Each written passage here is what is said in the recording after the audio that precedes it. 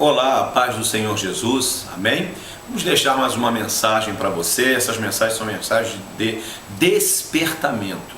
Deus nos dá uma orientação, uma direção e nós tentamos, através do nosso intelecto humano fraco, nós tentamos passar para você, mas que a grandeza de Deus se aperfeiçoe da nossa fraqueza para que você entenda a sua mensagem.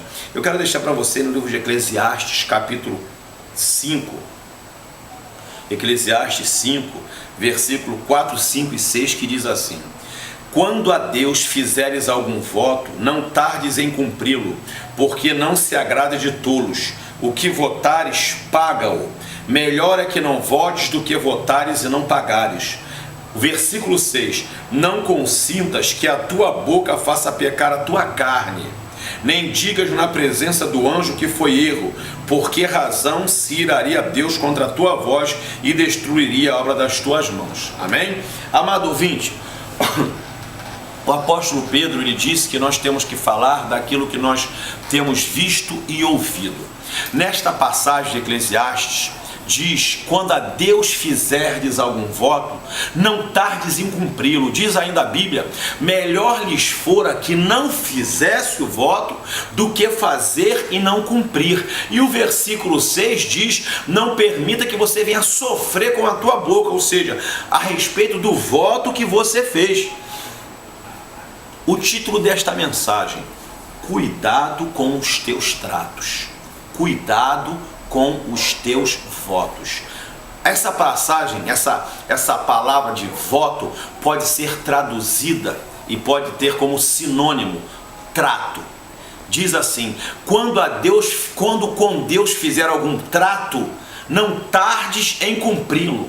Melhor lhes fora que não faça do que fazer e não cumprir. Então fala a respeito de trato, de acordo firmado verbalmente, ou acordo firmado com testemunhas, ou acordo firmado através de documentos. Amado ouvinte, cuidado com os teus tratos, cuidado com o que você vota, tanto com Deus como com o adversário das nossas almas. A Bíblia diz: quando a Deus fizeres algum trato, não tardes em cumpri-lo. Eu vou sair um pouco da questão do trato com Deus e eu quero passar para você uma mensagem. Muitas pessoas nos procuram, muitas pessoas vêm até a nossa casa, muitas pessoas que aceitaram a Jesus como Salvador, muitas pessoas que estão dentro da igreja têm uma vida conturbada e uma vida problemática, e elas às vezes não entendem por que elas estão vivenciando esse momento. Eu quero dizer para você que assim como o trato, o voto com Deus é algo de grande responsabilidade, é algo que Deus leva muito a sério, e quando você faz um trato com Deus, você tem que cumpri-lo. A Bíblia diz que é melhor que não faça do que fazer e não cumpri-lo. Com Satanás é a mesma coisa. Eu quero dizer para você que muitas pessoas são atormentadas por demônios, muitas pessoas são atormentadas porque elas vêm para a igreja, aceitam a Cristo como Salvador, mas ainda têm tratos feitos com Satanás, ainda têm alianças feitas com Satanás, ainda têm pactos feitos com Satanás, e todo trato, ou ele é cumprido, ou ele é anulado. É mais ou menos assim: uma pessoa vem aqui, pede para mim um objeto, vamos botar uma fita evangélica, uma coisa simples.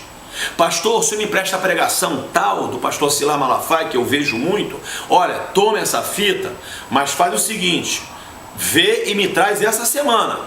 Tá bom, pastor, essa semana eu trago a fita para o senhor. A pessoa pega e vai embora, mas nós fizemos um trato.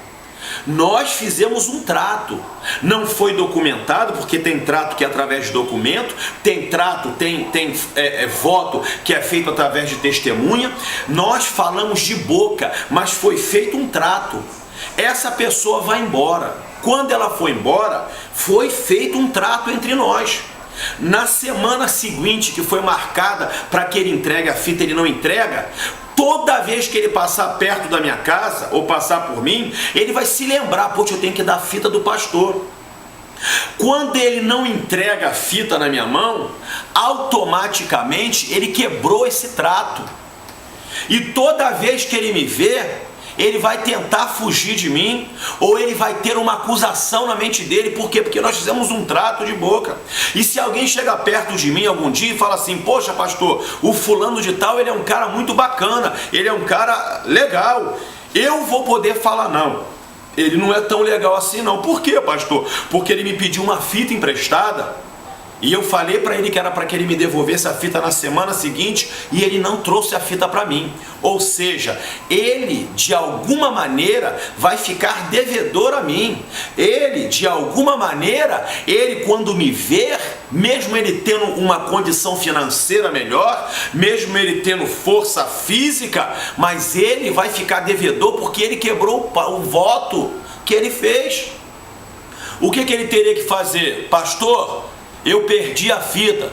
Pastor, eu não consegui entregar, o senhor me dá mais uma semana? O trato é refeito. Ou então, se ele perdeu a fita, ele chega: pastor, olha, eu quero falar com o senhor. O que foi? Eu perdi aquela fita. Rapaz, você perdeu. Perdi, pastor. O senhor escolhe: ou o senhor, eu lhe dou o dinheiro, ou eu tento comprar outra, ou o senhor me perdoa, ou eu quero ficar livre desse trato com o senhor. Então eu viro para ele: meu irmão, vai lá então, deixa para lá. O voto, o trato foi quebrado, porque ambas as partes chegaram a um denominador comum. Isso é no casamento. Quando o homem trai a mulher, ou a mulher trai o homem, ela quebrou o trato, ele quebrou o voto. A pessoa que peca, que adultera, ela perde a moral. Perde a moral perante a sociedade, porque o adultério é um crime. Perde a moral perante os filhos e perde a moral perante a esposa. Quando ele vem falar com a esposa, ele sabe que ele está errado, porque ele quebrou um voto. Você entendeu? Amado, muitas pessoas não conseguem ter uma vida de paz porque elas ainda têm tratos, votos com Satanás. Quantas pessoas vêm na minha casa, crentes, entram com Bíblia debaixo do braço, e após alguma revelação, após algumas perguntas, nós percebemos que essas pessoas têm algum tipo de vínculo, de trato com Satanás, mesmo estando na igreja. Eu vou dar 2 exemplos rápidos por causa do tempo. Uma moça aqui do meu prédio, ela crente há 20 anos com o marido, então o marido veio aqui em casa e falou: pastor, vá lá em casa, porque tem quase uma semana que a fulana não está dormindo. E por que ela não está dormindo? Está com algum problema, pastor? Simplesmente ela não dorme, passa a noite em claro. Eu então peguei a minha esposa e nós fomos lá. Chegamos lá, quando eu estou descendo, Deus falou comigo: existe idolatria aqui. Para nós evangélicos, a idolatria é algo que a Bíblia ela diz para que nós não tenhamos essa prática, independente de outras religiões. E quando eu cheguei lá, eu falei: seu fulano, dona Beltrana, Deus falou no meu coração que tem imagens aqui dentro. Não, pastor, não tem nada aqui dentro não. Eu falei para o fulano, Beltrano, não tem certeza não, mas Deus falou comigo: insiste nisso. E eu comecei a insistir. Quando eu comecei a pregar sobre isso, a moça que não dormia manifestou um demônio. E quando ela manifestou um demônio, o marido veio com um montão de imagens. Está aqui, pastor, a gente tem isso aqui, a gente veio de outra religião, e desde que nós viemos para Jesus, nós temos isso guardado. Ah, eu pensei que não tinha problema, e nós ali expulsamos aquele mal e viemos embora para casa. 4 dias depois, aquele moço nos procura: pastor, a minha esposa está caindo, manifestando toda vez que ela vai no culto. Por quê, pastor? Eu falei: olha, o diabo ficou escondido 20 anos dentro da casa de vocês. Agora eu vou fazer o seguinte: eu vou orar a Deus, porque segundo o nosso costume bíblico, o cristão, ele não adora imagem, ele não se prostra diante de imagem. Não estou dizendo aqui, criticando nada disso, estou dizendo: nós evangélicos, nós não temos como prática adorar a imagem. Então, no nosso caso, se enquadrou esta situação. Resumindo, eu orei a Deus, e Deus falou assim comigo: eles te deram as imagens, mas não se arrependeram. Eu então chamei a filha deste casal, a sobrinha. Fui lá com a minha esposa e falei: seu fulano, dona Beltrana, sabe por que ela está manifestando na igreja? Por quê? Porque vocês entregaram tudo, mas Deus não viu arrependimento no coração de vocês.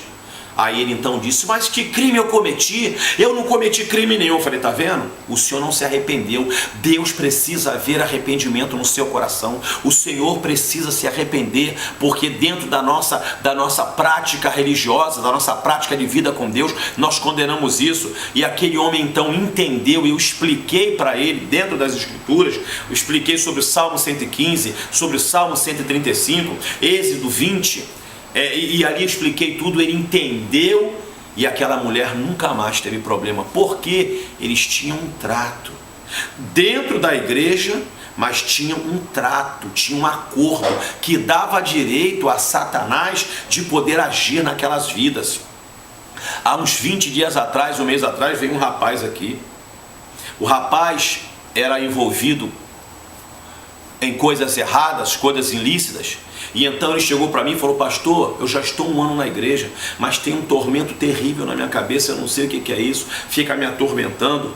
E então nós fomos orar e Deus falou comigo. E eu falei: rapaz, você já fez isso de errado? Já. Você pagou por isso? Não. Você já se arrependeu disso? Ele ficou calado. Você fez isso de errado? Você fez isso de errado? Você fez isso de errado? Ele fez tudo isso.